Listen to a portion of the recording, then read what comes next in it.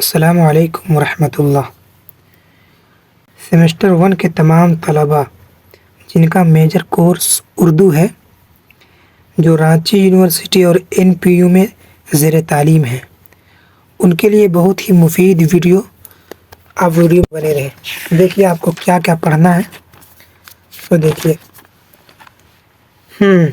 اصناف ادب تعریف و توضیح، یہ یونٹ 1 ہے۔ یونٹ 2 میں آپ کو پڑھنا ہے نثری اصناف اور شعری اصناف۔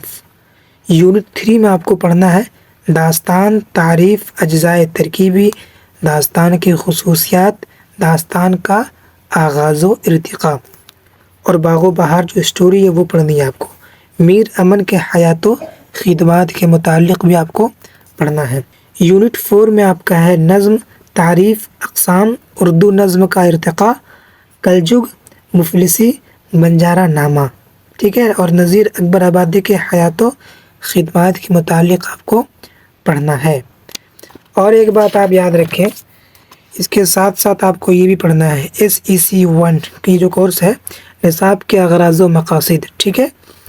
یونٹ 1 میں قواعد، مان لیجیے آپ کو قاعدہ قانون پڑھنا ہے، کیا واحد ہے، کیا جمع ہے، تذکیر و تانیث، مذکر مؤنث ہے نا، اپوزٹ جو ہے کیا ہے، صفت کے کیا کیا اقسام ہیں، کون کون سے ہیں، یہ سب آپ کو پڑھنا ہے، یہ بھی پڑھنا ہے اور یہ بھی پڑھنا ہے۔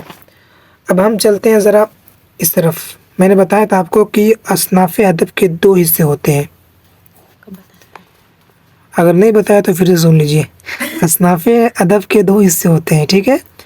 پہلا اصناف نثر اور اصناف شعر۔ اصناف نثر، بہترین الفاظ کو سادہ مگر عمدہ طریقے سے بیان کرنا اصناف نثر کہلاتا ہے۔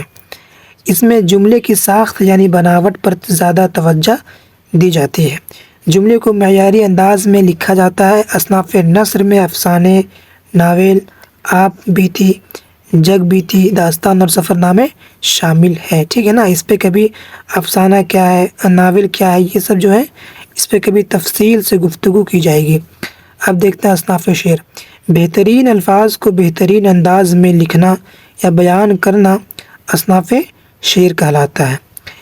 اس میں جملے کی ساخت یعنی بناوٹ پر توجہ نہیں دی جاتی ہے، جملے کی ساخت بناوٹ پر توجہ اس میں دی جاتی ہے، اس میں نہیں دی جاتی ہے۔